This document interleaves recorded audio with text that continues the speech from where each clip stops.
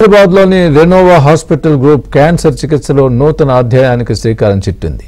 నగరంలోని పలు చోట్ల మల్టీ స్పెషాలిటీ మరియు ఆంకాలజీ హాస్పిటల్స్ కలిగి ఉన్న రెనోవా హాస్పిటల్ గ్రూప్ మరో క్యాన్సర్ కేర్ హాస్పిటల్ను త్వరలో ప్రారంభించడానికి సన్నాహాలు చేస్తోంది.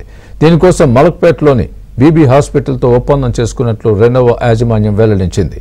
ఆధునిక సాంకేతికతతో అభివృద్ధి చేసిన రెనోవా బీబీ క్యాన్సర్ హాస్పిటల్గా రూపొందిస్తున్నామని తెలిపింది. నూతన ఆవిష్కరణల పట్ల రెనోవా గ్రూప్ నిబద్ధత కలిగి ఉందని Renova group hospitals chairperson and managing director doctor Sridhar తెలిపారు. ముఖ్యంగా రేడియేషన్, న్యూక్లియర్ మెడిసిన్లలో సాంకేతికత అభివృద్ధి కోసం సుమారు 40 కోట్ల పెట్టుబడి పెట్టనున్నామని చెప్పారు. తమ హాస్పిటల్ నిర్వహణ కార్యకలాపాలను దేశంలోనే ప్రతిష్టాత్మకమైన రెనోవా గ్రూప్ కు అప్పగించడం సంతోషంగా ఉందని బీబీ ఆంకాలజీ సెంటర్ యాజమాన్యం తెలిపింది. Renova hospital group oncology wing October 21 లో స్టార్ట్ అయింది. మా మొదటి సెంటర్ కార్ఖానాలో డాక్టర్ సిఎస్ రావు గారి ఆధ్వర్యంలో మేము స్టార్ట్ చేశాము.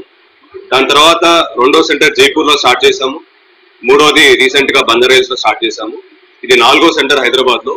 2-3 నెలల్లో దుర్గాబాయ్ దేశ్ముఖ్ హాస్పిటల్స్ లో మా 5వ సెంటర్ స్టార్ట్ అవుతుంది. అలాగే మాకు జైపూర్ లో ఒక సెంటర్ ఉంది. అల్వర్, బికనీర్, బిల్వారా, రోహ్తక్, గురువాలలో కొత్త సెంటర్స్ కన్స్ట్రక్షన్ చేస్తున్నాం మేము. రీజన్ ఏంటంటే నేను బస్తార్ క్యాన్సర్ హాస్పిటల్లో నా కెరీర్ స్టార్ట్ చేశాను 2002లో. 8 ఏళ్ళు అక్కడ పనిచేశాక నాకు అర్థమైంది ఏంటంటే లాస్ట్ 20 years లో రోజు రోజుకి క్యాన్సర్ పెరుగుతుంది.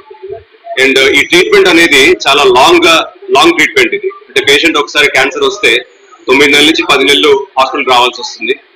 దాని తర్వాత మళ్ళీ ఆయనకి 1 year కో 2 years కో ఎర్లీ డయాగ్నోసిస్ మన దగ్గర అవ్వదు కాబట్టి మళ్ళీ రికరెన్స్ వస్తుంది. సో మళ్ళీ హాస్పిటల్కి రావాల్సి వస్తుంది. సో ఒక పేషెంట్ తన జీవితాంతము హాస్పిటల్కి రావడం పోవడం అనేది క్యాన్సర్ లో చాలా కామన్ గా చూస్తాం మనం.